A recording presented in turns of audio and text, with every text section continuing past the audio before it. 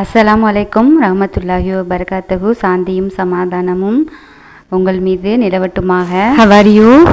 Welcome all friends.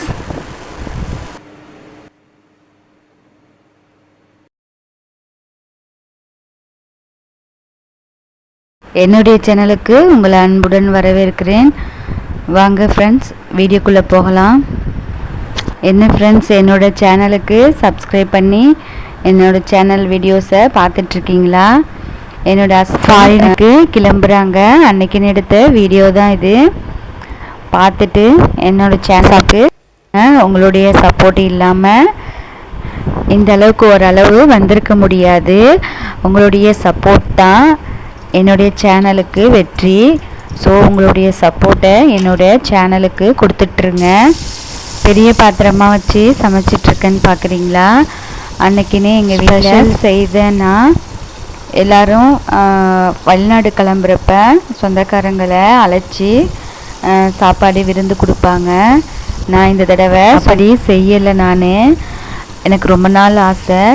எங்கள் தெருவில் ரொம்ப வயசானவங்களாம் இருக்கிறாங்க, சமைச்சு சாப்பிட முடியாத அளவுக்கு. அவங்களுக்கெல்லாம் ஒரு நாள் நான் என்னோடய கையால் சமைச்சு கொடுக்கணும் அப்படின்னு நினச்சிருந்தேன் ஃப்ரெண்ட்ஸ். அதுதான் அன்னைக்குன்னு நான் பார்த்து செய்தது. அவங்களுக்கு சமைச்சு கொடுத்துடலாம் அப்படின்னு இந்த விருந்தே ரெடி பண்ணேன். என்னோட கையால் நான் மட்டும் இந்த சமையலை செய்து முடித்தேன். தர்மம் செய்கிறது நம்மளுக்கு வெளியில் தெரியக்கூடாது. இதையா நான் உங்களுக்கு சொல்கிறேன் அப்படின்னா, நான் வீடியோக்காகவும் சொல்லலை ஃப்ரெண்ட்ஸ். ஒன்று புரிஞ்சுக்கோங்க, நம்ம வீட்டில் ஒரு சின்னதாக ஃபங்க்ஷன் பண்ணினாலும் ஃபஸ்ட்டு நம்ம சொந்தக்காரங்களை கூப்பிட்டு தான் நம்ம இந்த விருந்து கொடுப்போம். ஏன்னா அவங்க ஏதாவது நினச்சிக்குவாங்க அப்படிங்கிற ஒரு அடிப்படையில் நம்ம அவங்கள கூப்பிட்டு ப்ரெஸ்டீஜுக்காக நம்ம செய்து கொடுப்போம். அப்படி இல்லாமல் இந்த அக்கம் பக்கத்தில் ரொம்ப கஷ்டப்படுற ஏழை மக்களுக்கு நம்ம உணவு கொடுக்கும்போது அதில் தான் உண்மையான சந்தோஷமும் இருக்குது, தர்மமும் நன்மைகளும் அதிகம் இருக்குது. இது ஒரு படிப்பினைக்காக நான் சொல்கிறேன் ஃப்ரெண்ட்ஸ், வேறு எதுவும் நினச்சிக்க வேண்டாம். முடிஞ்ச அளவு இது போல் நீங்களும் செய்து கொடுங்க.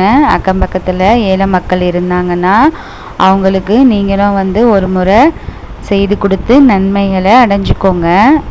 பிரியாணியே போட்டுடலாம் அப்படின்னா ஒரு ஐடியா இருந்துச்சு.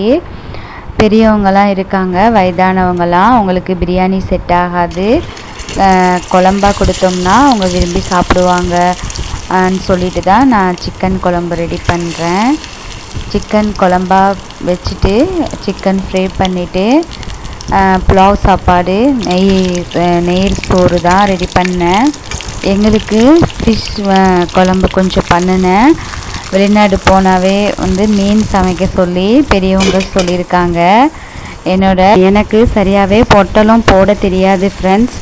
என்னுடைய ஃப்ரெண்ட்ஸ் சொன்னாங்க, வாழை இலை மடிக்க வரும், கொஞ்சம் வாழை இலையை ஹீட் பண்ணிக்கோ அப்படின்னு சொன்னாங்க. அதே போல் நான் அந்த பாத்திரத்துக்கு மேலே வச்ச கொஞ்சம் ஹீட் ஆகிடுச்சு. அதுக்கப்புறம் நல்லாவே பொட்டலம் போட வந்துச்சு, மடிக்க வந்துச்சு. ஓரளவு எப்படியோ போட்டு பாக்கெட்டில் குழம்ப கட்டி ஓரளவு ரெடி பண்ணி கொடுத்துட்டேன். அதுக்கப்புறம் மதியம் சாப்பாடு நாங்களும் சாப்பிட்டு முடிச்சுட்டு பேசிகிட்டு இருந்தோம்.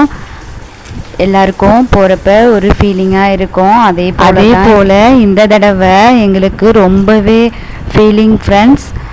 நான் சவுதிக்கு போயிட்டு வந்தாச்சு. திரும்ப அவங்களும் வெக்கேஷன் லீவில் திரும்புகிறாங்க.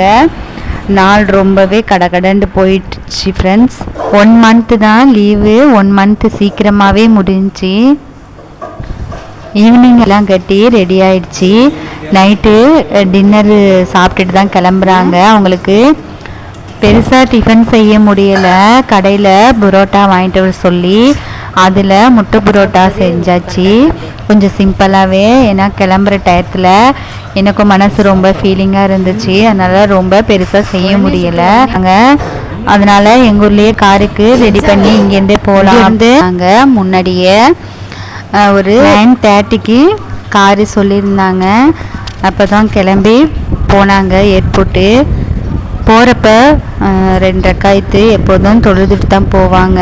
ஏர்போர்ட் போகிறப்ப அங்கே ஏர்போர்ட்டில் போய் தொழுக முடியாது. ஒரு நேரத்தில் கொஞ்சம் லேட்டாக டிலே ஆகும் போய் சேரத்துக்கு. அதனால் இங்கே வீட்டிலே தொழுதுட்டு போகிறது நல்லதுன்னு சொல்லி நான் வீட்டிலே தொழுவ சொல்லிடுவேன். என்ன ஏர்போர்ட்டுக்கு கார் வர்றதுனால இல்லைன்னு சொல்லிட்டேன். ரொம்ப ஃபீலிங்காக இருக்கும் நம்ம ஏர்போர்ட் போகிறது. இங்கே வீட்லேயே வந்து முடிஞ்சிடும். இங்கே நம்ம ஃபீல் பண்ணுறது. அங்கே போய் ஏன் வேஸ்ட்டாக கண்டினியூ பண்ணணும், ரொம்ப ஃபீலிங்காக இருக்கும் அப்படின்னு நான் போகல ஃப்ரெண்ட்ஸ். எனக்கு ஒரு இந்து ஃப்ரெண்டு இருக்கா. அவ சொல்லுவா, எப்படி நீங்கள்லாம் வந்து ஃபாரின்க்கு ஹஸ்பண்டை விட்டுட்டு பிரிஞ்சு இருக்கீங்க, எங்களாலலாம் இருக்க முடியாது அப்படின்னு சொல்லுவா அடிக்கடி. நான் சொல்லுவேன், என்ன செய்கிறது, எங்களுக்கு பழகிடுச்சு, புதுசாக வந்து அனுப்பிவிட்டால் தான் அப்படி இருக்கும். எங்களுடைய லைஃப் இப்படி தான் போயிட்டுருக்குன்னு சொல்லுவேன். அந்யோன்யமாக வாழ்கிற தம்பதியருக்கு அவங்க பிரிஞ்சு போகும்போது அதில் உள்ள வலிகள் வந்து எப்படி இருக்கும் அப்படின்னு நான் அடிக்கடி உணர்ந்திருக்கேன் ஃப்ரெண்ட்ஸ். ரொம்ப கொடுமையாக இருக்கும். நம்ம லைஃப் இப்படி தான் அப்படின்னு மாற்றிக்கிடுவோம். ஆண்களை பொறுத்தளவு வெளிநாடு கிளம்புறப்ப நிறைய கமிட்மெண்ட்டோடு தான் கிளம்புறாங்க. அவங்க கொஞ்ச நாள்லையே அவங்களுக்கு அந்த ஃபீலிங் வந்து தெரியாது. அங்கே ஒரு ஜாப் இப்படின்னு டைம் ஓடிடும் அவங்களுக்கு. நம்ம வீட்லேயே இருக்கிறதுனாச்சு பாய் சொல்லிட்டு எங்களுடைய ஆரோக்கியத்துக்கும் உங்களுக்காக நாங்களும் துவா செய்கிறோம். ஓகே ஃப்ரெண்ட்ஸ், இந்த விளாக் பிடிச்சிருந்துச்சுன்னா ஷேர், லைக், சப்ஸ்கிரைப் பண்ணிக்கோங்க. See you, bye.